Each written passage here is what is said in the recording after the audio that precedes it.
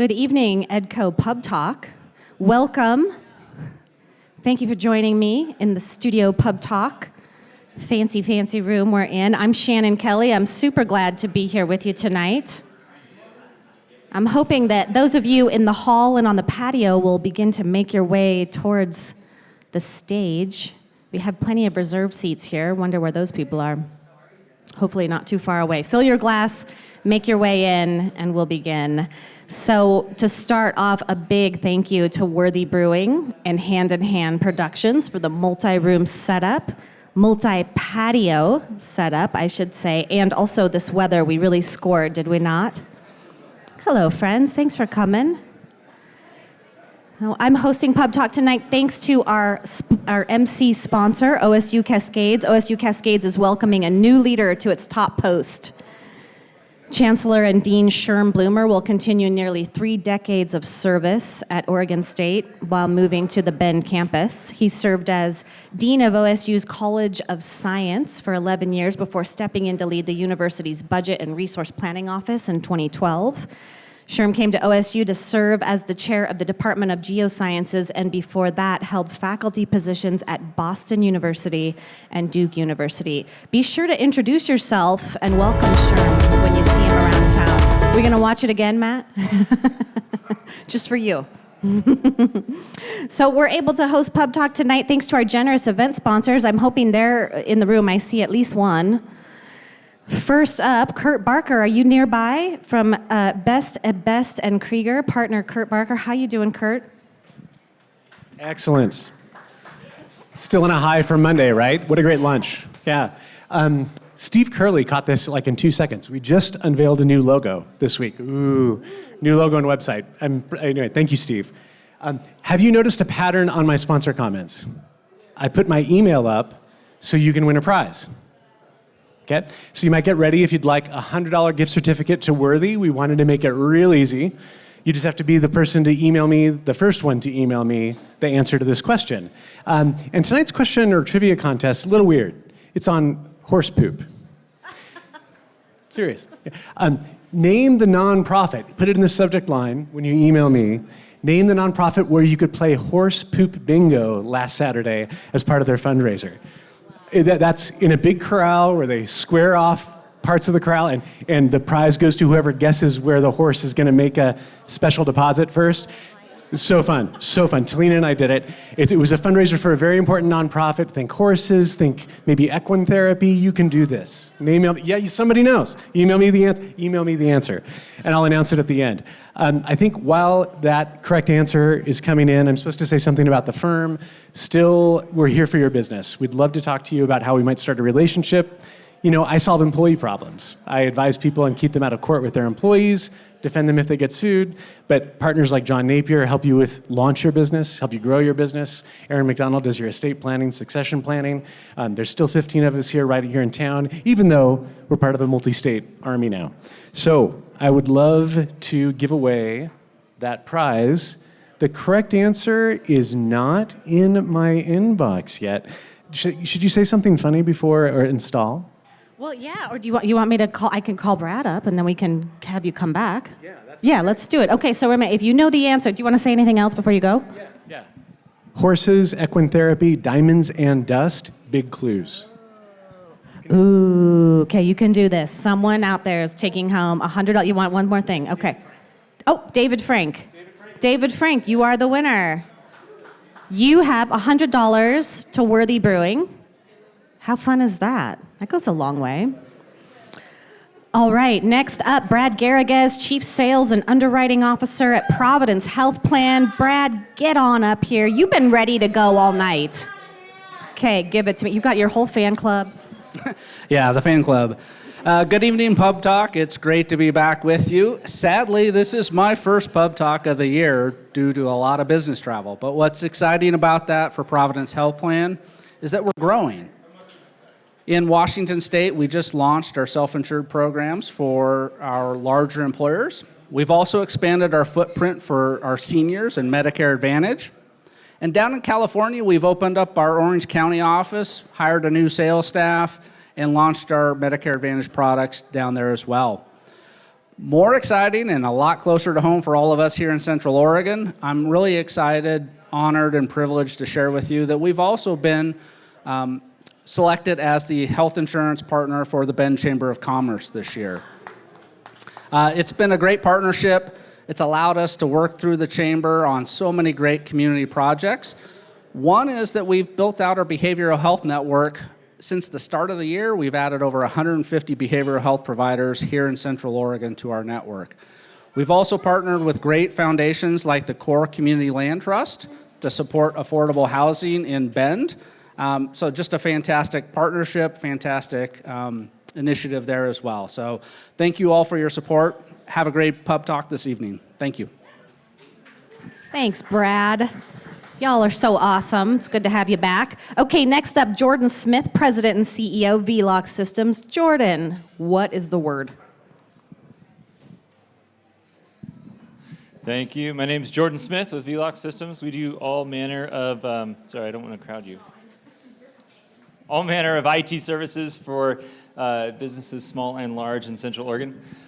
And so, first of all, how many people were at the luncheon on Monday? That's right. It was a long time ago, and we're all here again at PubTalk. So thank you, EDCO, for doing 2 events in 1 week. You should do this every week. We just hang out all the time. It'd be great. But yeah, the one thing I think I learn every time I hear, was Michael, the speaker? What's his name? The name of this? Brad. Brian. Anyway. I don't learn his name, evidently. But I learned that recession is always coming and it's never scary, so don't worry about it. And I just appreciate that. Anyway, so thanks guys for coming here. On the IT front, one of the things we're seeing a resurgence. I don't know if you guys remember way back in like 2010, everything went from like regular phone lines that you got from like your, phone company to VoIP phone systems and like cloud phone systems like RingCentral and Vonage and all that other stuff. We're like seeing a resurgence of that. Like people are trying to change their phone systems again because Zoom and Microsoft Teams, which we all use every day for communication, is integrating all that stuff now. So you can actually kind of get rid of other providers. My apologies to other phone system providers in the room. But if you want to consolidate just kind of like phone systems into the communication systems you're already using for your everyday business, that's possible now. And so we're seeing a lot of people kind of come to that conclusion and move that way. Just interesting, something maybe worth looking into. I'm around if you want to find out more about that and you hate your phone system. I can probably help you improve that if you'd like. My name's Jordan Smith, VLOC Systems. Thank you. Thanks, Jordan. Very interesting.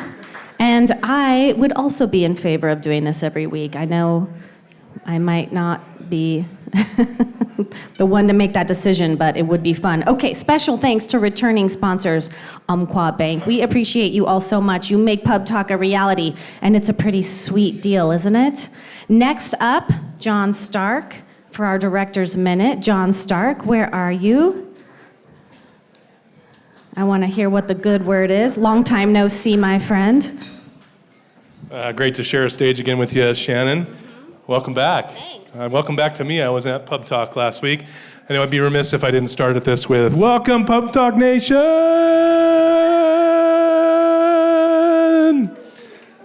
All right, so it's been 2 months since I've been on the stage here, and so we've been hard at work supporting local businesses at EDCO. Part of that is working in the legislature to make sure we have the necessary tools and resources, and let's just say this legislative session could be described with many adjectives that I probably can't say on stage, but still the Oregon House still continues to meet.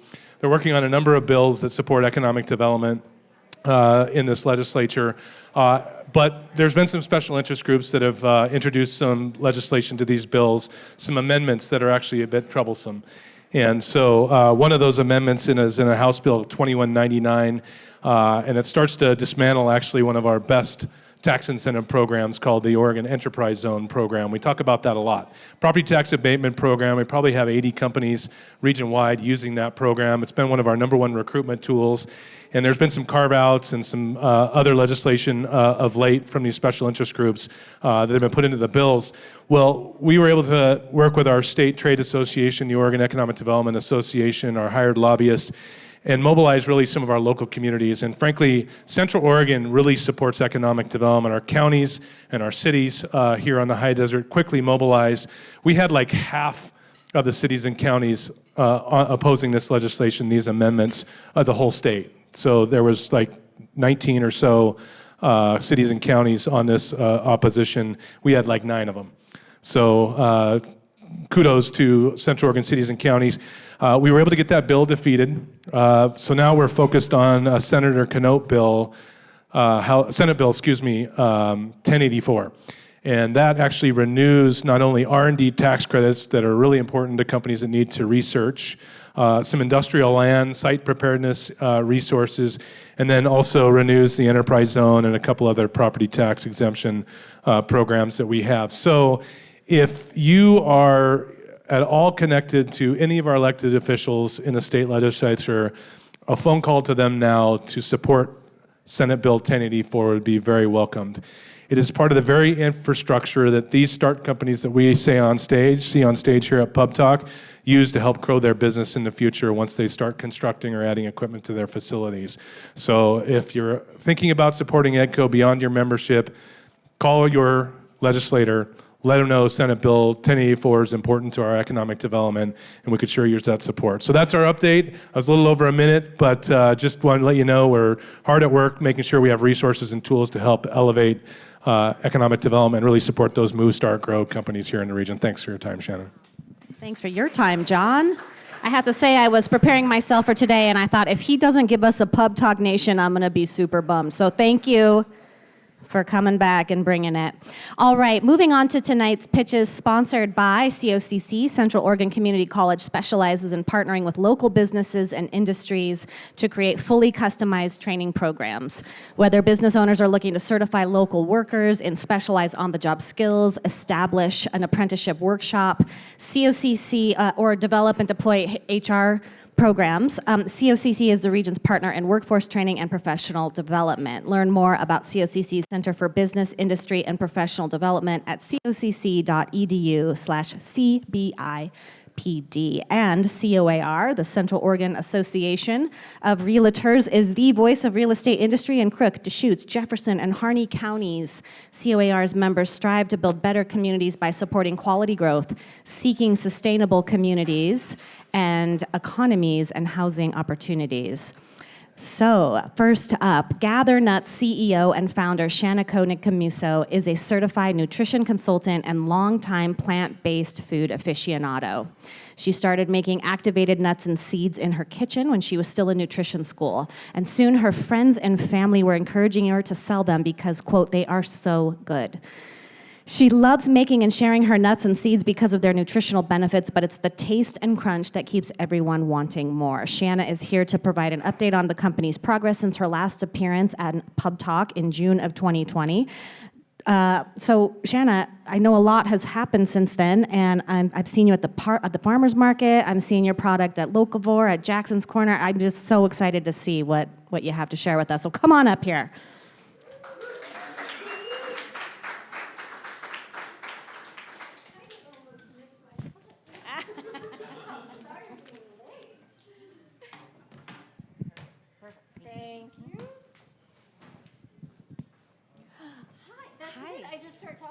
Just start talking, yeah. Just hit it.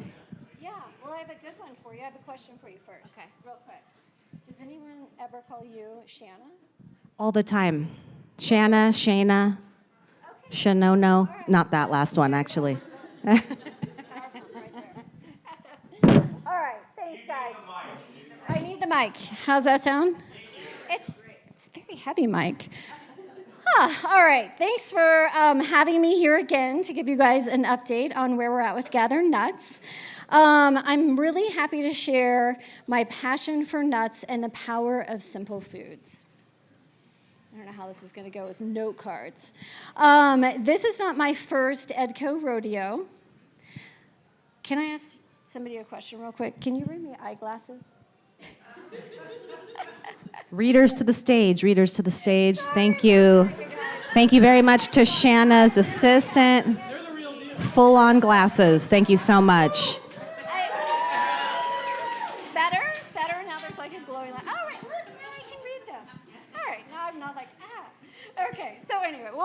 So this is not my first EDCO rodeo, says the girl from Texas. Some of you may remember me. I was the first pitch when things started to open up during COVID. We were one of the lucky brands that did well during COVID as consumers gained increased awareness about their food choices. For those of you not familiar with Gather Nuts, we're a soaked and slow roasted nut company.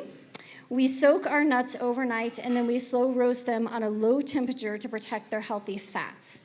This process makes their nutrients more digestible and you're getting more available food digestion. So you are getting more for the health benefits.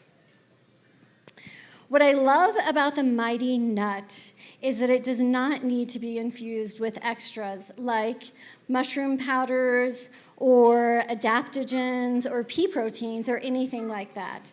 We get our health benefits straight from nature.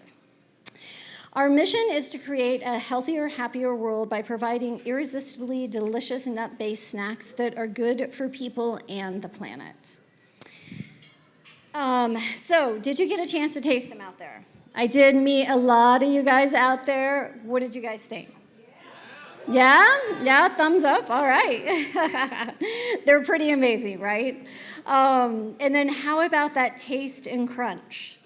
We worked really, really hard on the crunch factor as well, just to help you keep coming back for more health. So it's exactly what I hoped for. When I first made the nuts, it's exactly what I hoped for when I developed them, that people would get hooked on them. So we offer a 100% whole food snack that is easily digestible and is transportable and tastes amazing. Our flavors are made solely with high-quality culinary spices.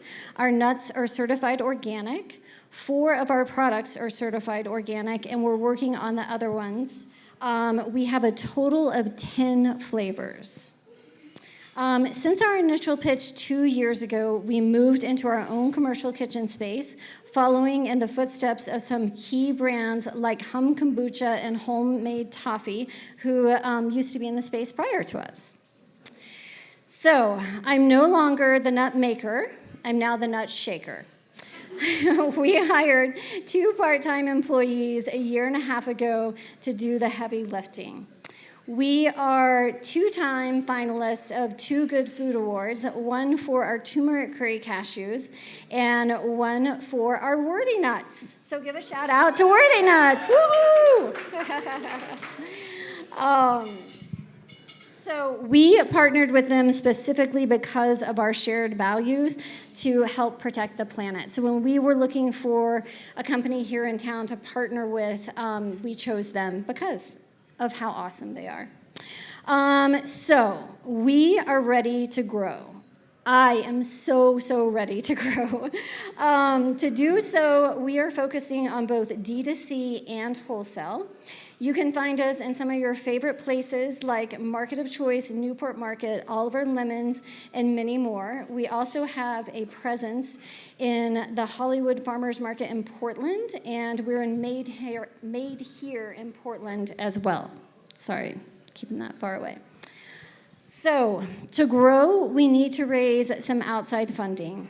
We're currently pulling together a friends and family round that we aim to complete this summer. Our ask is to build on our current advisory board. We already have 4 members willing to commit their time.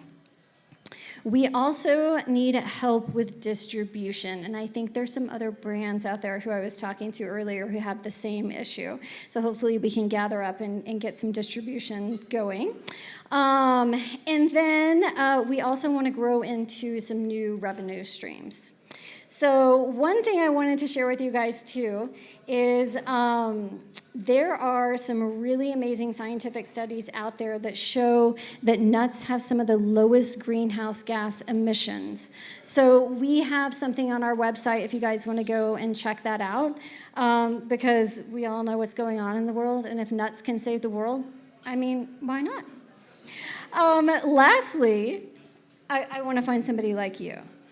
I would, this is kind of a personal one. I personally would love to find somebody to help me with public speaking, because that's a little bit of a rough one for me. And that is kind of all I have for you.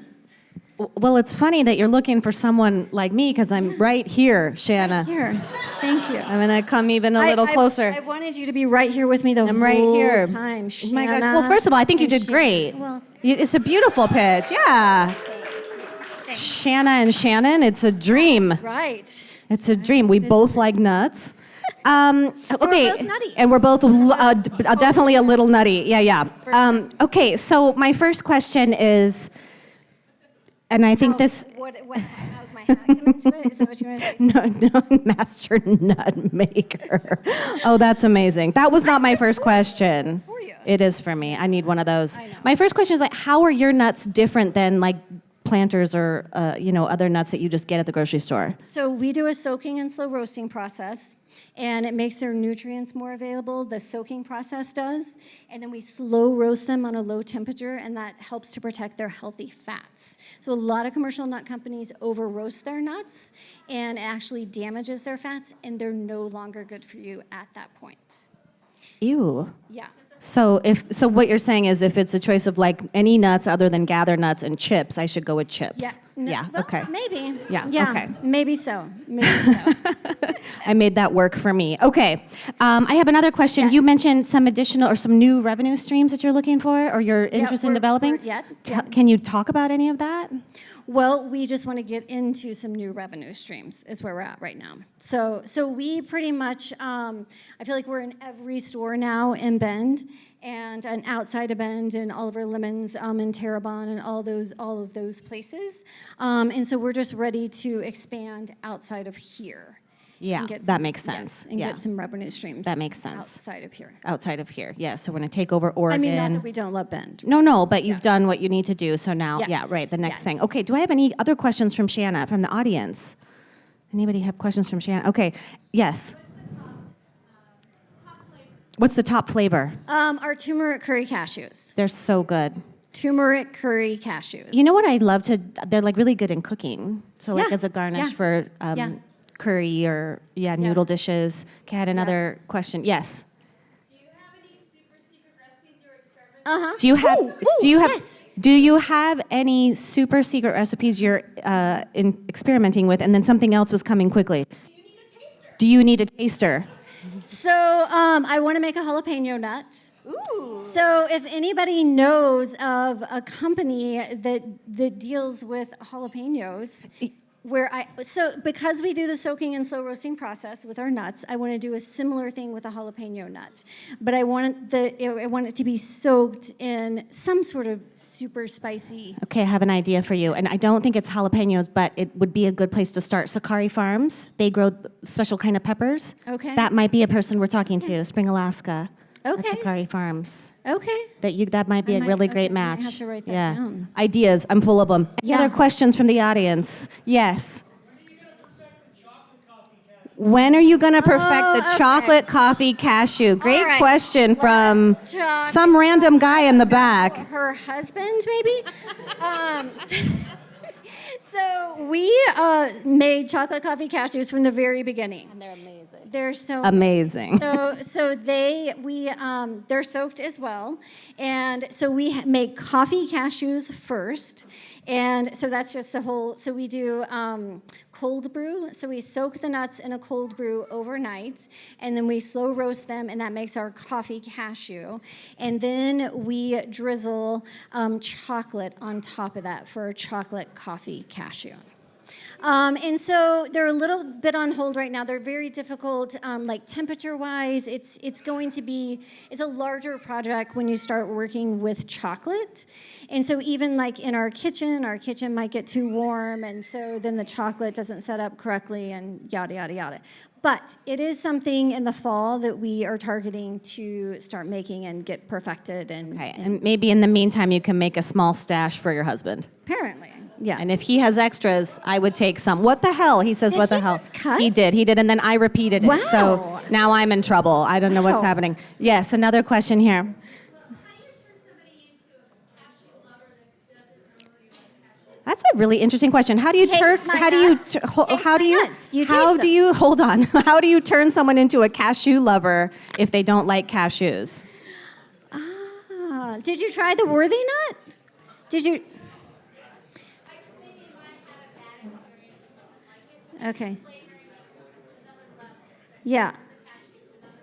Yeah, maybe give them another choice, but also maybe cashews aren't for you. And in that case, she has almonds. That's true. Yep, And you and have Brazil nuts. Brazil nuts. Yeah. Yep. Yeah. So I don't know that we're converting people from things that they don't like. Yeah. But we have other options.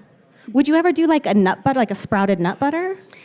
Well, there's other people here in this audience who are already doing something like True, that. true, So true. I probably wouldn't end up doing that.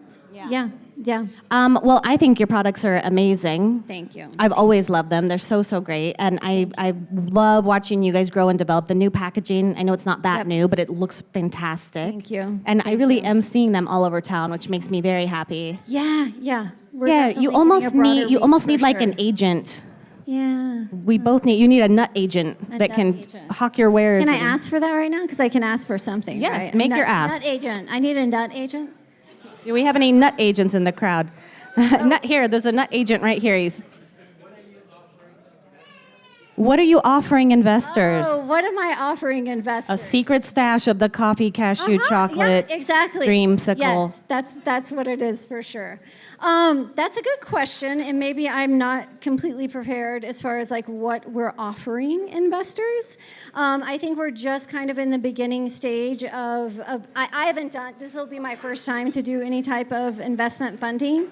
So I think, I will have to take that into consideration and maybe talk to you about it. Maybe you can help me kind of come up with what that might be. That sounds good to me. Well, thank you so much. Thank you. And are the nut? Yes. I'm sorry I was late coming up here. Oh, no, you And were then just I was fine. frazzled. You're just fine. And so, the nuts, the sample table, is that going to be Yes. available all night? Yep. Yeah. Okay. Yep. I love the samples. Thank you, Shanna. Thanks for bringing us the nuts. Thank you. You're the best. Thank you. Thanks, everyone. I appreciate it. Well done. Yeah. How about another round of applause for Shanna and her fantastic nuts? Thank you. The crowd really filled in. Hi. Oh, you're just getting ready. Yeah, all right. Okay. We're just really getting in there. Yeah, okay. Yeah. Wow, we're gonna need a bigger shelf. Thanks for joining us tonight, Shanna. You're wonderful. So tonight's next company pitch is sponsored by Sensiba San Filippo. Is research and development a key part of your business? If so, it's important to know that Section 174 will impact your ability to expense that R&D investment. With this change, companies may find themselves with a higher tax bill than they were expecting. To avoid any surprises and ensure your business is prepared for the change, reach out to a qualified tax professional. By taking the time to review how this change affects your company now, you can save yourself from potential headaches when you file your tax return this year. Contact SSF if you need more information, as well as Barrett Business Services, Inc., your local BBSI Central Oregon team is honored to work with EDCO and other great sponsors to bring PubTalk to you each month. BBSI provides a wide range of HR solutions to small and medium-sized businesses, from payroll and benefits to risk management and compliance. BBSI helps businesses navigate the complex world of employment. So, Tera and Eric Shaber, co-founders of Palmys, were looking for a chuggable alternative. Wow. Looking for a chuggable alternative to carbonated hard seltzers and kombucha, so they bootstrapped their bubble dreams into reality by creating Palmys. Palmys is an all-natural spiked tea and lemonade. This fun brand is in over 20 retail locations across Central Oregon already. Let's hear more from Eric and Tera about where they're at and what they need. Eric and Tera, where are you? Okay, here they come. Come on up, you two. I am so sorry. We didn't do a trial run of that, No, so we I was just didn't. winging it. Guys, I got those accessories this morning, and we have not done a trial run. Yes. My manager's was- here. He wouldn't let me shotgun before work, so here we are. So That was Anyway. supposed to show how chuggable our beverage was, but instead it showed how much of a shit show how we explosive are. it is. So anyway, Anyway, I'm Eric Shaver. I'm Tera Shaver. And we are the co-founders of Palmys, the world's most chuggable drink. Now, you might be wondering, how does someone get inspired to start an alcohol brand? Is it a life-changing solo adventure across Europe? Maybe an age-old family recipe that was handed down from my great-great-grandparents? To put it simply, no. You might not guess that looking at me, but inspiration struck as I was sitting on my ass watching a movie. It all began watching the 2010 blockbuster hit, The Other Guys. For those who aren't familiar, there's a scene, you know what I'm talking about. There's a scene where the main characters are offered a tray of Arnold Palmer's, my family's favorite drink, referred to as Arnie Palmys. And that's the scene that inspired what we thought at the time was just a fake spiked tea and lemonade brand named Palmys. So the year was 2020, and we all had a little bit of extra time to think creatively back then. So we were riffing off of each other with outlandish marketing ideas with this Palmys thing. And we realized that we actually had a pretty solid brand that people would gravitate to. So we started doing some market research, and all we saw was seltzer after seltzer, or sugary canned cocktail after sugary canned cocktail. And we thought to ourselves, why isn't there a happy medium? Why can't we have both? A beverage that's easy to drink and one that still cares about the ingredients that's in the can. And then most importantly, why is there so much damn carbonation? So enter Palmys. It's a vibrant, delicious hard tea with 6% alcohol, which is a leg up on all those 4% weak-ass seltzers out there. And as you saw during our superb display of shotgunning, it's incredibly chuggable. Take our word for it, chug one later. I promise. So we only use real fruit juices and tea extracts, and we keep the sugar content super low. Our competitors like Twisted Tea, which I'm sure a lot of you are familiar with, or have at least seen, or probably had a terrible hangover from at some point, they have upwards of 30 grams of sugar per can. Our flagship tea and lemonade, which we named Post Limon after one of our favorite musicians, it only has 9 grams of sugar. And so gone are the days of sugar headaches and bloaty burps. We're here to put an end to the lifeless, same old seltzer to offer beaches like you alcohol you can feel good about drinking. So what experiences brought us to Palmys? I come from 11 years in the digital marketing and branding agent world. I started my own business in college. I was the first hire for a startup. I dabbled in a few other startups, ranging from the fitness industry to tech, and then made my way into bigger brands like the Hyatt. So I've had quite a range in my career in business, but one thing has remained constant, and that's my passion for bringing brands to life and connecting consumers with those brands. So I come from a background of sales, a skill that's basically woven into my DNA. My dad's done it since I was a kid. For the past 8 years, I'm a bit of a showman, in case you haven't noticed. Shocking, I know. For the past 8 years, I've been in product sales for a luxury RV company in town, and I've been personally responsible for $42 million in sales. So we've done a lot of business. I'm passionate about learning every facet of every industry that and product that I'm helping get to a customer. So that's what I really care about a lot. All right, Eric, enough talking about you. Let's talk about our people. So our main target audience is Gen Z and millennials. Woo, thank you. Participation trophy to you. So they're looking for more than just an alcoholic beverage, but an experience that they can connect with and share. According to surveys, the top 2 reasons why these segments choose to drink is to help them relax and have a good time. They need a brand that sets the energy and matches the vibe. We got that. We got that. Palmys packaging is intentionally branded to bring the party, where competing brands like White Claw or Truly opt for more minimalist, like white space dominant designs. Our can brings a larger than life Miami Vice energy, and bright colors, hilarious flavor names, and everyone's favorite mullet sporting icon, Flamingo. So if you haven't seen a can, check it out. Not only does our branding stand out on store shelves, though, but it purposefully looks good on camera, just like my wife. Statistics show that our audience is Wow. I'm winging it. This isn't even on the paper. That wasn't even on it. Thanks. All right. So, so statistics show that our audiences find new beverages largely because of ads and social media. There's a huge percentage of people finding their new go-to drink purely because it looks good in a photo or a video. They set a tone, and in a very saturated beverage industry, that's something that we knew we had to get right. That was the most important thing for us. So I might be super biased, but I do think we nailed it. I think so too. So our audience is also super health conscious, and they value the transparency in the brands that they consume. So shoppers reported that the most important factors in their buying decision were the calorie count in the beverage and then the amount of sugar that's in the beverage. People are valuing the quality of the ingredients that they're consuming, and most importantly, they want to feel good while they're drinking, but even more so after they're done drinking. I'm sure we've all had those kind of nights. If I just mentioned Fireball, some of you are gonna kind of start feeling a sort of way. So speaking of alcohol, our base is a fermented sugar water. Our brew team has charcoal filtered the crap out of it, so it is super, super clear. That mixed with the minimal sugar that is in our beverage makes for a very mild or even no hangover, which is generally what we're all going for. Am I right? It's been scientifically tested. Yeah, so scientifically tested. Additionally, in an effort to be authentic as possible, everything that is inside of our can, we put on the outside of our can. The FDA does not require all of the nutritional information that we state on our can, but our consumers also don't want to have to go digging for that.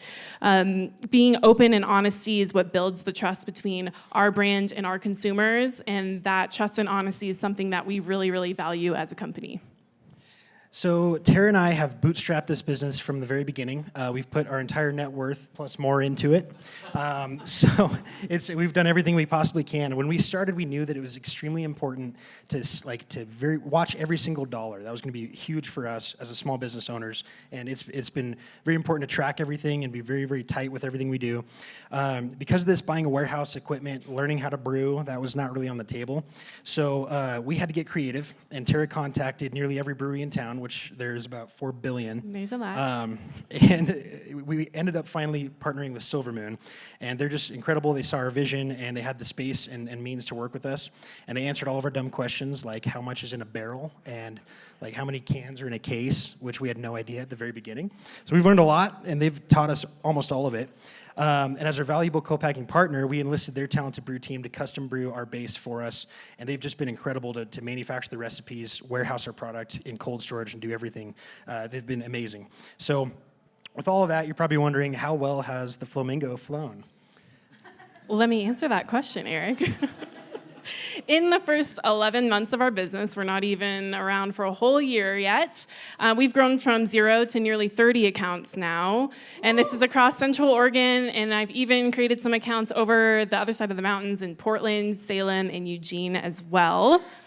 Through word of mouth, social media, guerrilla marketing tactics, we've brought in nearly $30,000 in revenue with margins at the wholesale level of 27%.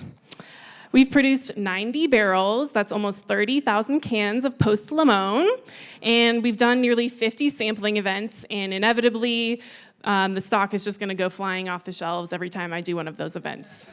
You beaches love our alcohol. So in the next year, we plan on offering a variety pack with 4 different flavors. We're actually taking a huge step towards that coming up really soon, and you guys are going to be the first to hear about it. In 2 weeks from today, we'll be adding the second flavor to the lineup. It's going to be a raspberry green tea, aptly named Raz Daddy. So it's going to knock your socks off, so take a look for it in mid-June. It's pretty amazing.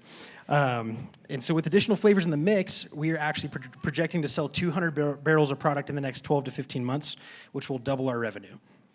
Yep, and so we typically sell in 4-packs, and their price range anywhere from $11.99 to $14.99, depending on the retailer.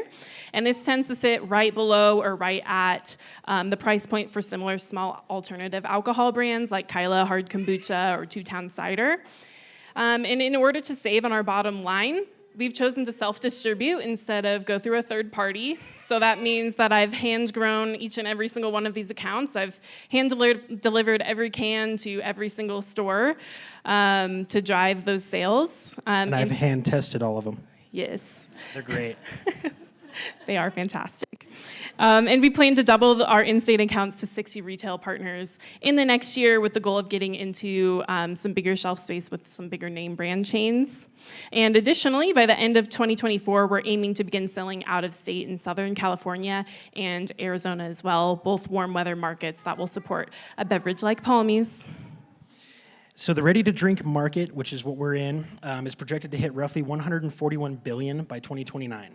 So if you're doing the math, with demand like that, even if Palmys only has 1% of it, we're going to have a billion-dollar company. So a lot of opportunity for growth here. Mama wants a yacht. You're all invited. So we're stoked. I mean, we're prepared to ride that wave, take it all the way to the top. We believe in the product. With that being said, we're still super early on in our journey, and we have needs that range wider than my golf score on any given Sunday. I wrote that line. She wrote that. I shot a 64 in the front nine the other day. So I'm just saying. Kind of a big deal. So we're looking for retail partners. If anyone doesn't golf, that's terrible. So we're looking for retail partners that believe in Palmys and want to be on the cutting edge of this incredible business and opportunity that we believe in. We're also looking for connections into larger retail locations, so things like Winco, Fred Meyer, Safeway, all the big names. So any connections we can make there would be awesome. Yeah, we've learned a lot over the past 3 years, and I'm going to be honest with you guys, we've probably spent more. So Eric and I are also looking for the means to help accelerate our growth. We'd love to connect with any financial partners just to try and find the right fit for us. And we're also super eager to find a trusted business mentor that's been through this, that believes in Palmys and what we're doing, and kind of help us navigate through these early stages of business. So with that being said, you guys, we are inviting you to be a part of the journey, to share in the success of Palmys, and to help us bring our fun, vibrant cans to every river float, every backyard barbecue, and every rooftop party. Hey, these nuts. Gather Nuts Palmy edition. You guys, we're not just selling a beverage, we're selling an experience. It's a memory, and it's something that resonates with consumers deeper than just their taste buds. And I got to say, I think I speak for both of us when I say it's so fun to hear all you guys laughing and being interactive. Like, this is what we want. This is what the brand's about. The brand's about community. It's about having fun with your friends. It's about just more than just a drink, you know? And I feel like we've lost that a little bit, so we're here to bring it back. So, ladies and gentlemen, let's put an end to the era of bland drinking, and let's drink up, beaches.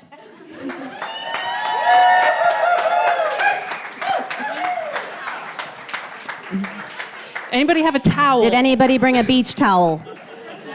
You guys, I'm so proud of you. I remember the first pub talk that you came to at Silver Moon, and you're like, look, it's in a can, and it just has like really blossomed since then.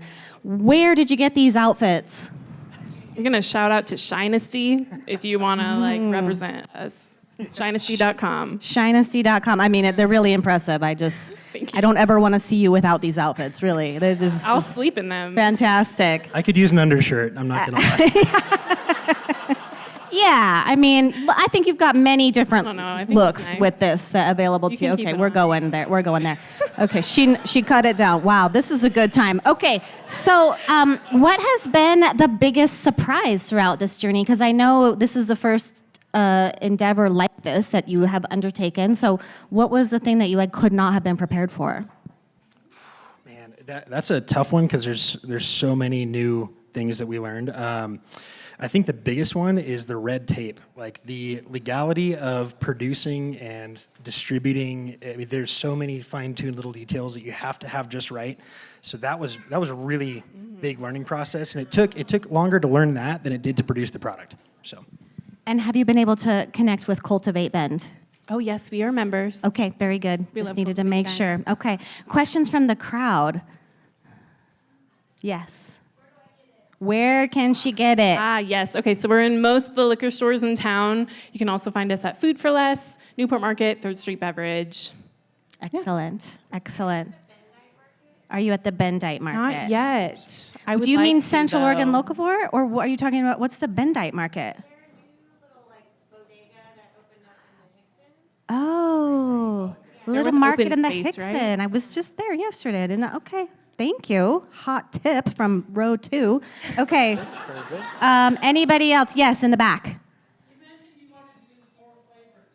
You mentioned you want to do 4 flavors. You've told us 2. Can you share any of the other flavors? We can share one of them. Okay. Okay, we can share 2. Okay, all right, Okay, we're we'll gonna share 2.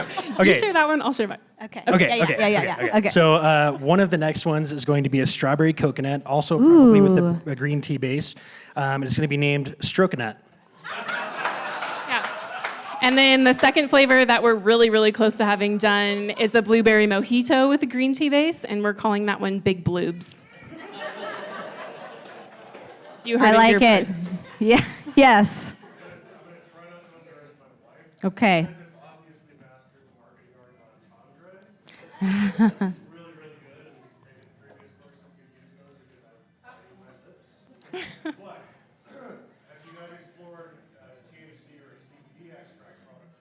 Have you explored a THC or CBD extract in your beverages? We haven't because we were just trying to make it through the hurdle of the OLCC. Yeah.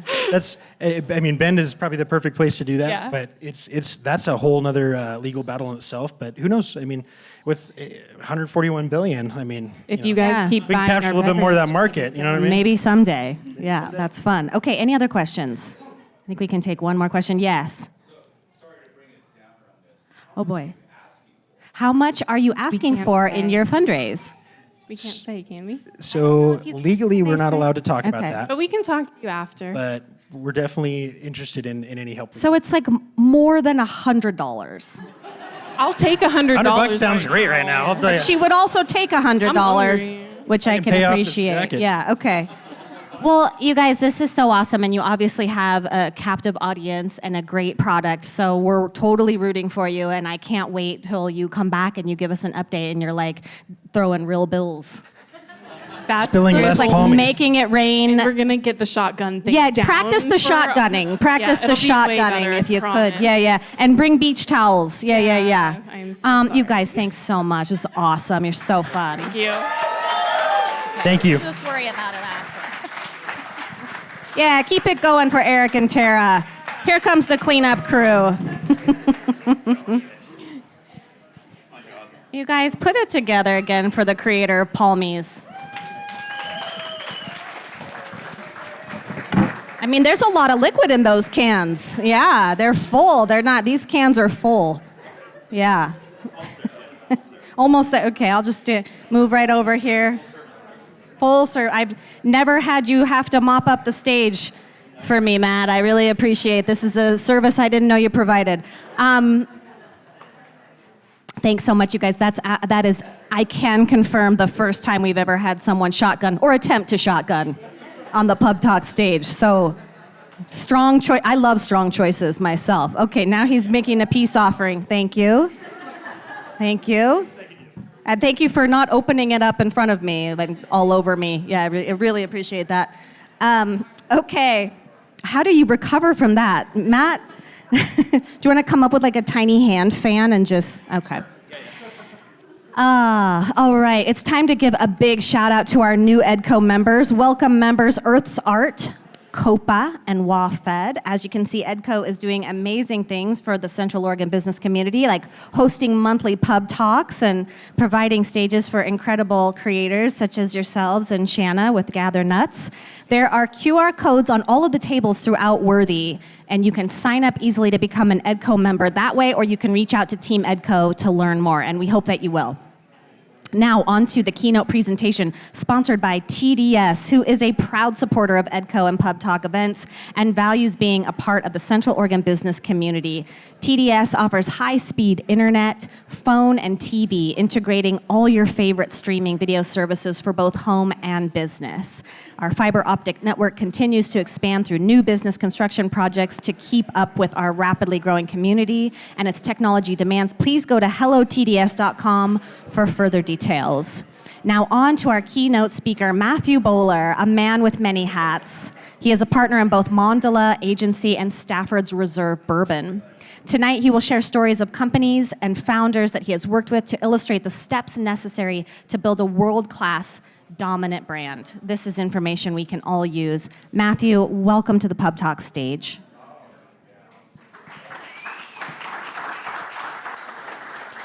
And Matthew, forgive us, the microphones are just a bit sticky, but it's low sugar, so not too sticky. There you are. Thank you. Everyone? Yes. Can everyone hear me? Yes. Thank you for the introduction. My name is Matthew. I've lived in Central Oregon for 25 years. It took me 5 countries to get here. And I'm so happy that Central Oregon and Bend is my home. In the title to my keynote tonight, I referenced the somewhat unsavory event of getting fired.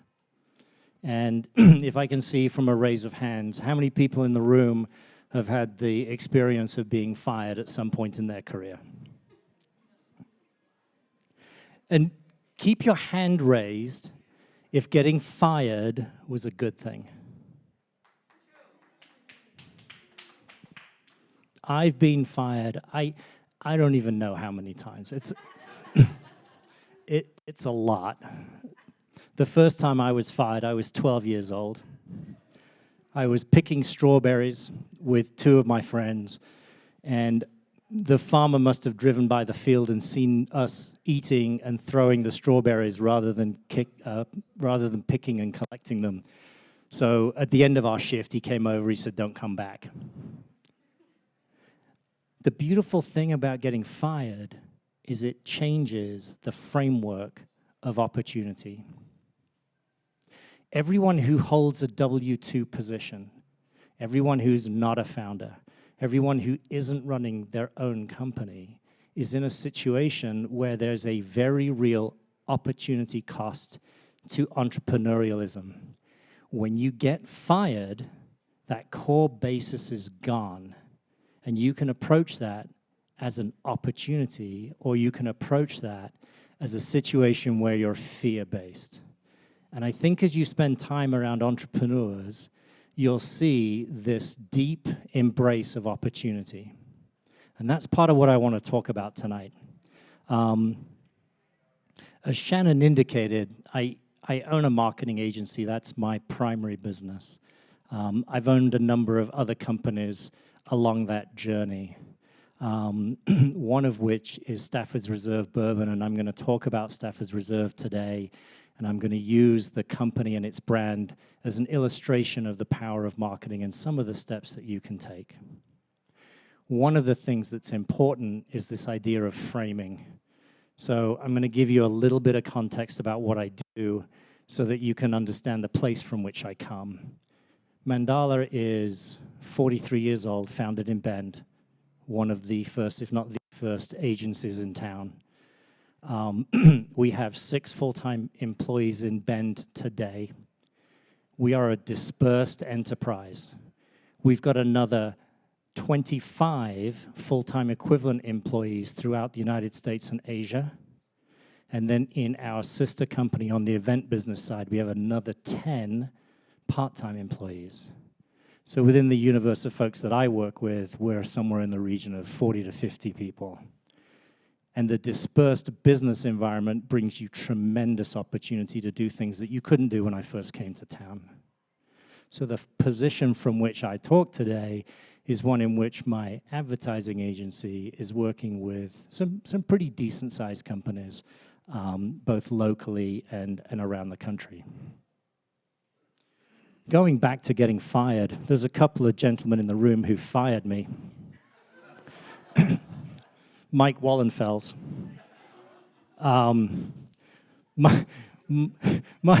Mike was the head of. I'm picking on you, Mike. It hurt when it happened. It hurt.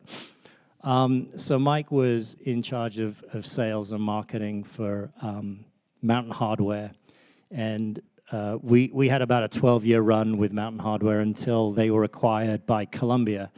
And as so often happens in our business, the acquisition leads to a change in leadership, and a change in leadership leads to a change in partner.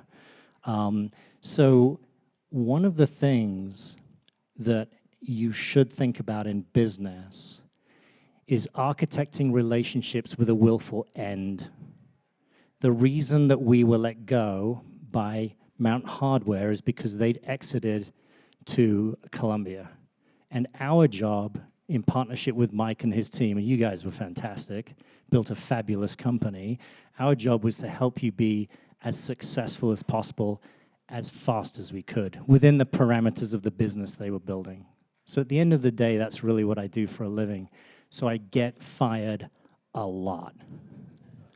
But the net result is good because it always brings you to a point of opportunity. And I want to talk a little bit about the idea of a sandbox. It's something that I saw in working with a gentleman called Mike Lazaro. If you look him up, you'll see that he's exited 8+ companies. I don't know if he's a billionaire, but he's probably pretty close. So the idea of a sandbox is to take a business opportunity and play with it. And that's Stafford's Reserve. John Stafford and I have been really good friends for 25 years. We played rugby together. John's at the back of the room. If you turn around and look at him, you'll understand why I stopped playing rugby. He is a brick house of a human being. You get hit by that one too many times and you'll stop doing whatever it was you were doing. We took a look at the spirits business. I was working with Wild Roots at the time, and Wild Roots, I don't know if you're familiar with the company, they also own Wild Canna. Wild Canna is the #1 gummy brand, cannabis gummy brand in the United States. And Wild Roots is a vodka-based liquor brand. So we were working with the founder of Wild Roots, and Wild Roots was experiencing explosive growth. So John and I did some research on the category and came to discover that as marijuana was becoming legal around the country, beer was getting hit. Remember Deschutes was going to open a brewery on the East Coast and they pulled back? Well, the revenues weren't there because their sales were going down, and the sales were going down in the beer category.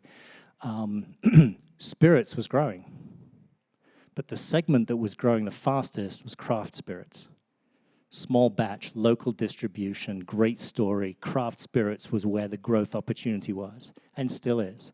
Growth in craft spirits brands is where craft beer was 15 years ago, and the rate of growth is paralleling that experience.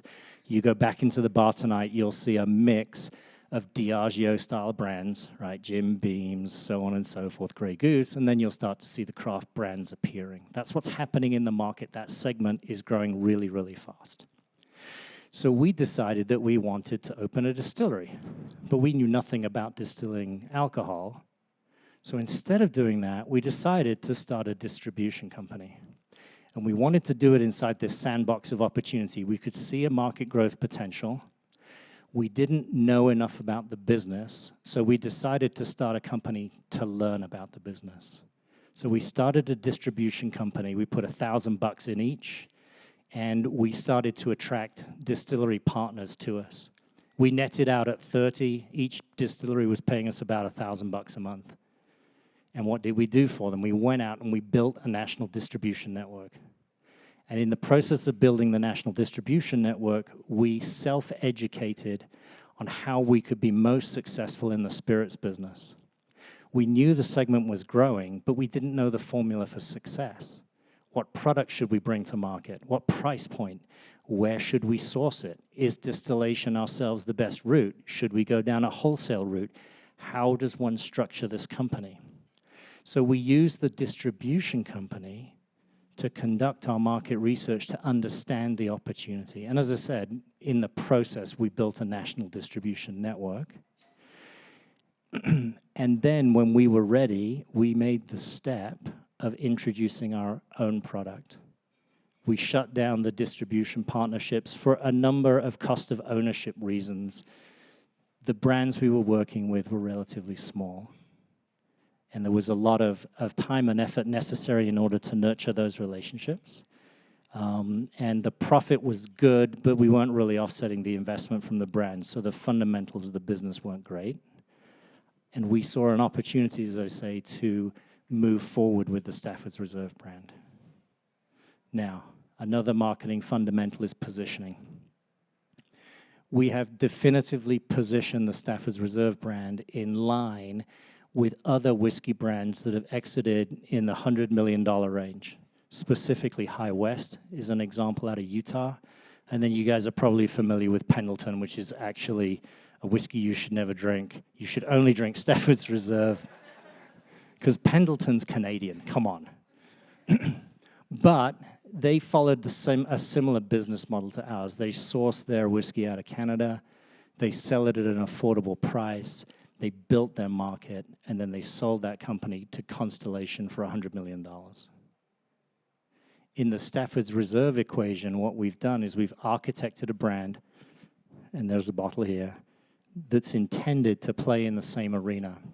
And what I mean by that is it's priced and packaged to be competitive at the same level that both of those brands are that I just described to you. Now, if you take a look at High West, since they sold, they got quite exotic, and they went up market in a big way, which is a definitive opportunity, and it's a path that we're currently going down. So we have a base level product, we have a barrel-aged product that has a significantly higher margin on it, and we're in the process of introducing a 5-year barrel-aged bourbon that will also sell for a premium. The important piece in our strategy here is that we're introducing adjacent products, but we're not introducing brand extensions. We're going to be limited in every single release, and we do that deliberately because we want to be single-mindedly focused on the success of the Stafford's Reserve brand. Because if we're successful in building that brand and establishing broad distribution, then we can realize that single-focused return. What you see a lot in our industry is a lot of companies. It's very, very easy if you're producing bourbon. It's very easy to release vodka. It's very easy to release gin. It's very easy in your business to kind of go down the line and do lots of flavors. Anyone who owns a company that's got a lot of SKUs understands how complicated that becomes. So rather than being semi-successful in a small number of brands, or a larger number of brands, I should say, we're looking to be significantly successful with a small number of brands. We're starting with bourbon. As I said, we're doing some adjacency investigation around various levels of alcohol content. Barrel-aged is simply non-watered down at 116 proof. It doesn't cost us anything to produce that product. In fact, it's easier, financially more efficient, and the margin is 3x what we realize on our regular go-to-market product.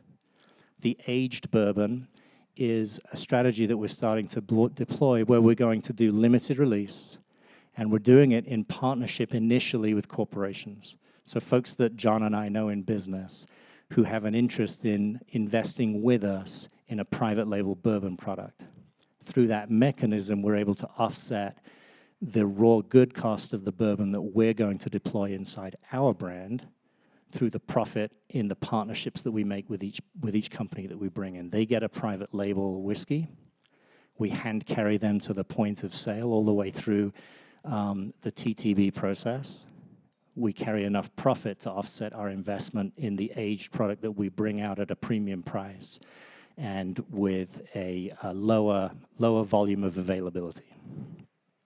Similar, if you will, to what a company like Supreme might do in the clothing arena, where they drop a product, they sell it overnight, they don't have to worry about repeat inventory and those sorts of things because their strategy is to always be introducing something new and different. There are a couple of bourbon brands that are well down the path out in front of us for sure that are doing this really, really well. So the strategy there, as I say, is to adopt an adjacent product path versus an extension, because in our opinion, extension is dilutive.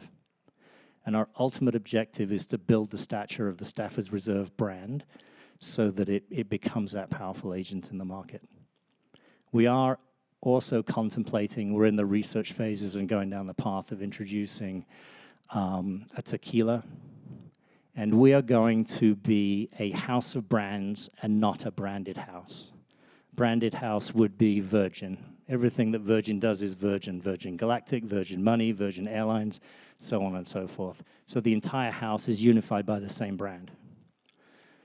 The approach that we're going to take is a house of brands where each individual brand stands on its own. If you take a look at Diageo, which is one of the largest spirits distributors in the world, They maintain a portfolio of individual brands that are very successful in whatever category they care about, whether it's tequila, whiskey, gin, vodka, etc. You wouldn't know as a consumer that they were aligned at an ownership level. You just know that each individual brand is in and of itself an outstanding product. So when we step to tequila, it will have no direct relationship at all to Stafford's. It will come out in a completely separate branding and completely separate name. Laddering up into Great Western Spirits, which is our DBA for the work that we're doing in the spirits industry. The bottom line for us in everything that we do is to be fastidiously maniacal about our actions. The first company that I worked for straight out of college was Porsche. And if you go to a Porsche dealership or a Porsche factory, you'll never ever see their brand on the floor. You'll never ever see their brand on a pen. They are fastidious about what they do with their visual expression of their company. And in the path to building a world-class brand, this is something that my father said, and it stuck with me for many years. Absolutely everything that you do is important. Everything that you do with your brand is important. Where you put it, and more importantly than that, where you don't. So it's not just a question of where do you articulate your brand, but where do you choose not to articulate it? You'll never walk on a Porsche logo. Hands down, they won't let you do it because the brand is worth so much to them that they don't want to denigrate it by putting it on a rug as you walk into a facility at a dealership or in their manufacturing facilities in Stuttgart. And when you take that philosophy of maniacal attention to detail in the brand that you're building, what you will find is that you will build lasting and enduring value over time. And it's the brands that you trust and the brands that you like that you actively seek and anticipate what they're doing next. Easy example, Apple, right? End of the summer, September comes around, they plow out their new line of products. But the number of people who go online to watch that release is testament to the power of the brand. The product may not be as revolutionary as the iPhone was when it came out, but the affinity for what they promise the market is incredibly powerful. And the beautiful part of this is if you do it right, is you can protect margin inside a brand because the consumer has preference for what you're selling. If you establish that position, then people will pay up for the product that you're selling. They'll always want the best price. If you drive a Mercedes, chances are you didn't pay a premium price for it. Chances are you went to the dealership and you negotiated something that worked for you. But the brand, when created well, is accretive. And it gives you the opportunity to explore markets that you weren't able to explore previously. And in the right market circumstances, it gives you the opportunity to extract a premium from the market because of that affinity and repeat purchase behavior. In the world of marketing, things have changed. Good Lord. ChatGPT and what we're seeing in the AI arena is truly fascinating. But there's one thing that I would ask you guys to think about and hold on to in the arsenal of brand marketing. And that is the power of truth. In the last business cycle and a half, I think it's fair to say that we've seen a pretty solid attrition on what truth is. And truth is incredibly powerful because people want it. They feel comforted by fact versus fiction. And folks are trying to understand what something really, really represents and what it really stands for. So historically, when we articulated work for companies, when we articulated work for Staffords, truth was a given. There was an expectation that the truthful position was the one people would represent. Well, that expectation's not there anymore. And if you can own it in your business category, if you can own the established position of truth, it can have a very powerful multiplying effect in the work that you're doing. So from the work that we do with Staffords, we are deliberately authentic in everything that we do. We're deliberately authentic in everything that we articulate, from the sourcing of the bourbon, the people that we choose to partner with, the events and distributors that we align our brand with. The entire continuum is important in bringing the product to market.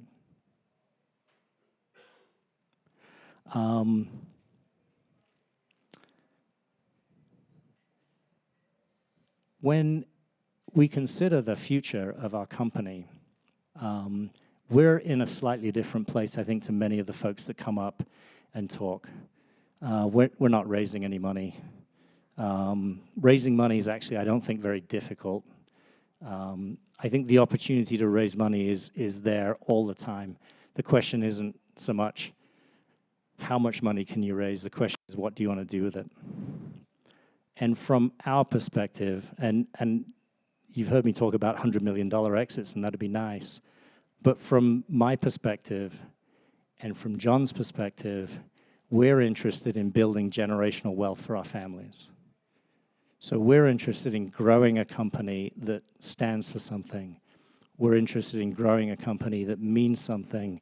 And we're interested in creating generational wealth in an environment where more often than not, you exit and the wealth that you create within a generation or two very rarely spans more than 4 generations.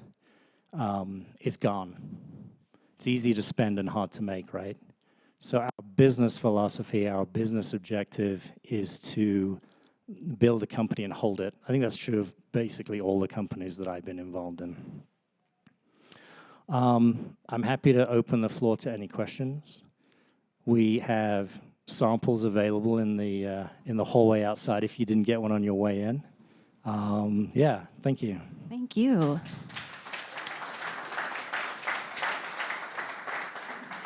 I'm wondering if you can give us an example of a marketing effort that you made for Stafford's Reserve that was maybe something unusual or that you tried that worked really well or didn't work well. Yeah, no, definitely. Your choice.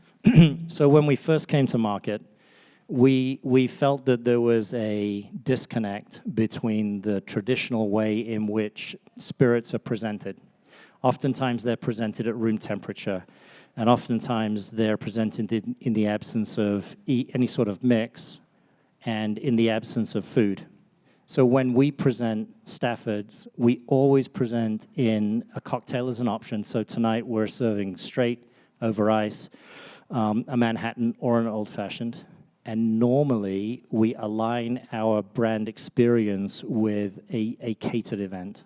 So you're at a party. We have an event company that span out of what we were doing via market introduction and activation in California and New York, called Crafted Life, and you'll see us around in Bend a lot, and we work with the folks at EDCO a lot. Crafted Life aligns our spirits with a party-like experience, and we obsess on ensuring that the food is really good. So when you leave a crafted party, not necessarily what you'd see today or at an EDCO event, but the more curated events that we do, we're integrating that experience so that when you step away, you've had a comprehensively good time. And we're not actively selling Staffords. We don't sit there and present as though it were a tasting. We're employing professional bartenders to present an experience. And in that process, if you gravitate towards whiskey as a drink, then we are going to tell you the story.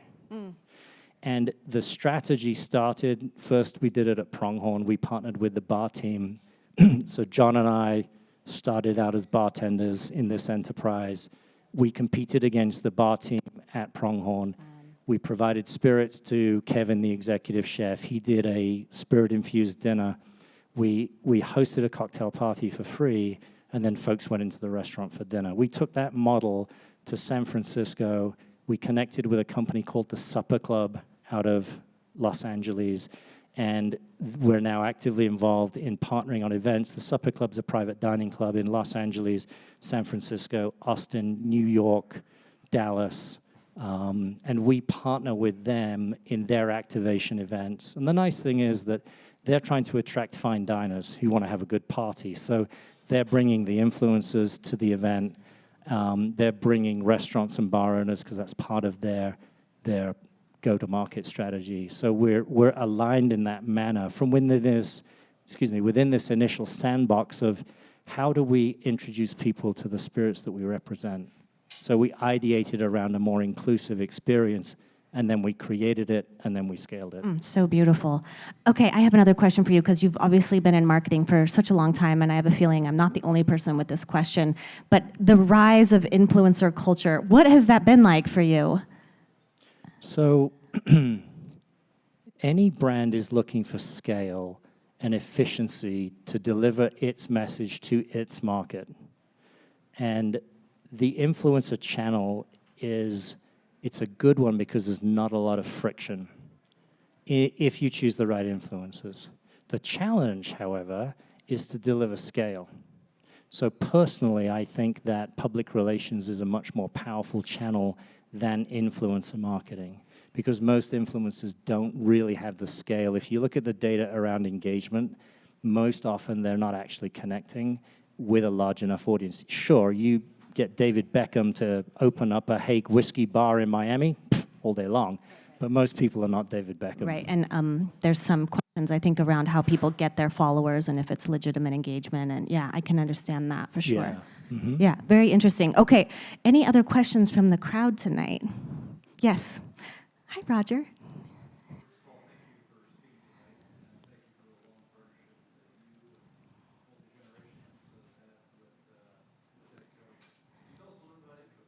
So thank you for being here and speaking tonight, and for the long-standing relationship that you've had with the community. And can you tell us a little bit about EDCO's brand? Yeah, no, definitely. So as Roger knows, my father was on the board of directors at EDCO, gosh, probably 20 years ago. And my father had a pretty storied corporate career, both in automotive manufacturing, and then he ran a couple of really, really big advertising agencies in his day. The EDCO brand was something that Roger and the marketing team at EDCO asked us to help them with. And in anything that we do in marketing, understanding your audience and articulating, we call it planning.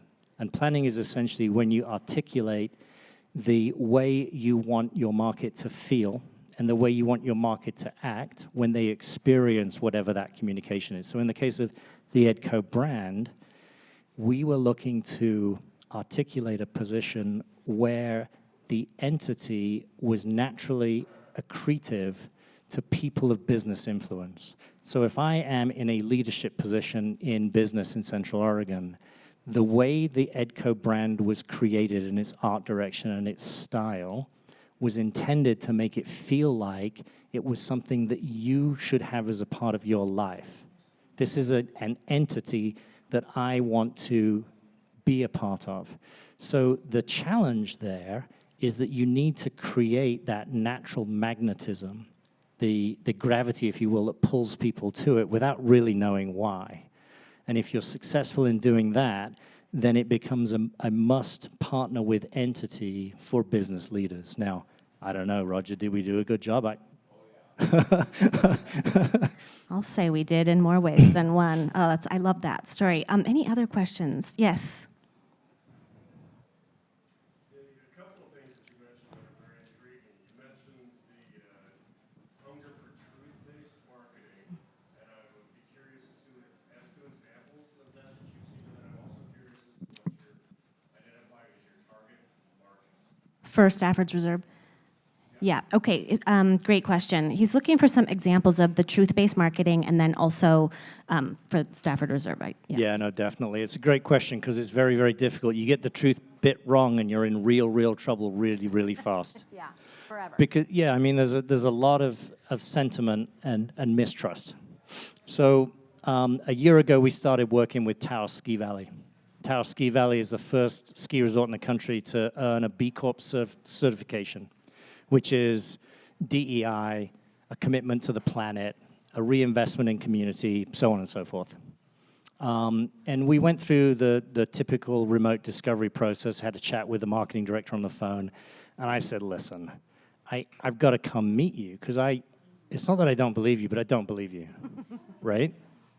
So I went down to Taos, and I met with the marketing director, and I met with the operations folks, and I looked at what they were doing with water, and I looked what they were doing with alternative energy, and I looked what they were doing with a memorandum of commitment to the folks in the Pueblo, and I looked what they were doing with ensuring that women were paid exactly the same as men, and a manager of the parking lot got paid as much as a marketing manager. So I went down there to see it, because most often you're dealing with greenwash, right? The campaign that we launched carries the tagline, "For the good," and the human truth that we were driving at in our audience segmentation was this sense that our leadership has lost its way when it comes to the environment, when it comes to people, when it comes to things that we care about. You look at the data, it'll tell you that most people don't like the idea of semi-automatic weapons running around, right? But as a country, we can't overcome the NRA to vote that out as something that's illegal. But the sentiment is there that climate change is bad. The sentiment is there that we should be fair to people. The sentiment is there. So For the Good was intended to reflect the human truth of how people feel back onto the audience from the perspective of a ski resort. And this, a week ago maybe, Taos Ski Valley, terrible snow year, by the way. I mean, terrible, was just recognized as the #1 ski resort in the country by Outside Magazine. And it's not because their skiing is great. You should go there. But the snow wasn't good. But what they do for the planet and their commitment to community is unparalleled by anyone else in that industry. So if you are able to uncover the truth, which was their commitment, and if you're able to reflect it to the market in a way that they feel is authentic, then you can empower that concept. That's beautiful. And then identifying your market for Stafford Reserve, right? Your target audience, yeah? Yeah. So some brands lead, some brands follow. Stafford's Reserve is a following brand. We're not category creative. We're not disruptive. We're not doing something that other people aren't doing. What we're looking to be is we're looking to be an artisanal bourbon that replaces the bourbon that you're buying that is like mass-produced, right? When you're a follower brand, what you need to do is you need to articulate your positioning in a way that feels comfortable to the audience, but differentiates you in a way that's interesting. So imagine you like to eat ice cream, and I'm selling you ice cream. It's way easier for me to sell ice cream to someone who eats ice cream already. So Stafford's Reserve is specifically intended to align with consumer behavior around that product's bourbon. But then where we win, price, packaging, story. If we're successful in establishing a point of belief with our audience around those three things, then we will prevail and we'll be successful. Okay, and then, yes? What's the target price for consumers? What's your retail price? Great question. So the spirits business is really complex. Our tax in Oregon is 100%. So we're in the store at $34, $33.95, right? Half of that is tax. So we're going to market at plus minus $16, $17. And our margins are good. They're good. Wow. Okay. Sorry, but in California, at All Star, which we perceive to be a king-making liquor store, we're $20, $19.99. Oh, wow. So huge choice. Yeah, huge change. It varies by market. In that particular instance, All Star is the highest grossing liquor store in the state of California. There is not another liquor store in the state that sells more alcohol than they do. That's really a statement. Uh-huh. That's really a statement, Matthew. I believe you had a question. Yeah, just keeping with Mike Wallenfeld's career arc. Can you we want to stay on theme with Mike Wallenfeld. Can you tell us a little bit about the work you did on the Hydro Flask campaign? Great question. Right. So Scott didn't actually fire me because Scott didn't actually hire me. So I mean, loophole. Yeah, Lou, you know, honestly, can I be honest? It really did feel like I was fired. It was hard, not gonna lie. When we were working with Travis, who founded, I forget his last name, Travis founded Hydro Flask. And he did so when he was in Hawaii. And he was a private jet pilot, and he'd been in Bend before, and he had sold fences. He was a commercial fence guy. I'm not sure what the right word is for that, but that's what he did. Then he went to Florida and flew jets. Then he went to Hawaii. He was on the beach in Hawaii, and he had a Nalgene, and the Nalgene was sweating. And it was kind of gross. And I think this was about the time that BPA released, so cancer release, if you heat up the plastic, bad deal. So the genius moment that Travis had was, what I really need is a thermos. A thermos would be great, but thermoses aren't cool. A thermos does what it's supposed to do, keeps cold things cold and hot things hot, but I don't want to bring it to the beach. So what Travis did is he took the bottle concept, Nalgene-esque, although his initial bottles were thinner, and he went over to China and he worked out how to make it. And then he powder coated it and those sorts of things. And the original logo was this really terrible looking wave. I don't know if you remember that. That was the original Hydro Flask. So when we worked with Travis, this was at a time when Life is Good was a growing brand, and basically a T-shirt brand, right? They don't really have any IP on product, but Life is Good was doing really well. Crumpler, I don't know if you're familiar with the Crumpler messenger bag from Australia. Crumpler was doing really well. Sanook, similar deal, doing really well with that inexpensive sandal-type shoe. And if you look at the connectivity between those brands, which were on point in the psyche of the market at the time, they were very engaging and playful. You also saw it with Smartwool back in the day. They had the sheep that bounced around the website that was really kind of cool and playful. So when we created the Hydro Flask brand, we were looking to nestle it in that arena in a way that when you saw it, right, when you saw it, in that sense, it made you feel happy. And think about what Hydro Flask was doing at the time. 5% give back. And they put a number on the bottom of the flask, I don't know if you remember, and you punch the number in on the website, and you could choose where the money went. So 1% for the planet was a thing, and they went to 5. Great. Challenger brands can do that because they don't have any money yet. So, right? They don't have a lot to lose. So they were articulating that sort of standout strategy. But in the development work we did, we wanted people to feel happy because the research and the data, even today, it's very difficult to sell someone something that costs more money on a Save the Planet message. People like it, but they don't necessarily want to pay for it. Right. And Hydro Flask was stop using plastic, don't use Nalgene, save the planet, so on and so forth.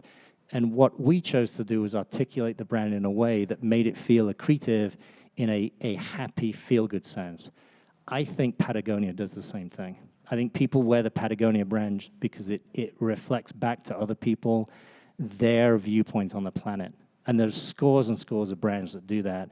So that was the arena that we worked in. And, you know, I mean, I don't know if Travis was telling us the truth, but he saw 4x growth when he moved from the Wave to the Hydro Flask logo that you guys are familiar with today. And he was at the stage, right, where he was selling out of the back of his car. When Scott came in and they had lots of money, that's when they fired us. It's interesting that you bring up Patagonia. When you were talking about the truth-based marketing, I immediately thought of them. Yeah, I mean, there's a statement that we'll make inside the firm. What would Patagonia do, right? I love that. Black Friday comes around and they're like, no one works. Shut it down. Right? Shut it down. Day for the planet. You're like, that's freaking genius. Yeah, their contribution to the culture is significant and meaningful and Right. Their statement on anti-racism. Yeah. Beautiful. Yeah. So this is great. This is actually brilliant. Yeah. So, and we came up against this with Taos Ski Valley. The image that we wanted to lead the campaign with is a boy from the Pueblo who is on a scholarship to learn how to ski. And this boy is beautiful, and he has long hair, and he looks like a girl. But he's just the most gorgeous child, and he's got his goggles on and his helmet, and he's, you know when kids go skiing, you know how happy they are? Well, that's just coming out of every pore, right? So we were going to launch with national print and outdoor and those sorts of things. And the headline that we led with is, "You can see a better world from here." And then the photograph of the skier and the logo and "for the good," right? The client wouldn't do it. And the client wouldn't do it because they were afraid. And they were afraid because they didn't want to be perceived as though they were co-opting the child. Now, the child knew they were being photographed. The parents had signed a release. It wasn't disingenuous. He was part of a foundation event that Taos funded, and they've been teaching children to ski now for years at a fraction of the regular cost. So there's nothing disingenuous about what they're doing. But there's a very real fear to own that space. So what did Patagonia do when there was a sentiment around racism and we need to be consciously anti-racist?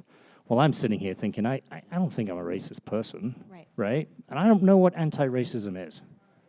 And I don't know that a lot of people do. And if you look at what Patagonia articulated, that's what they said. They said, as an institution, we don't tolerate. As an institution, we don't perceive that this is a part of our culture, but we need to do more. We don't necessarily know what it is that we need to do, but we're committed to doing it. And we're going to get it wrong, and it's a journey. So the beauty of that statement is its honesty and its truth.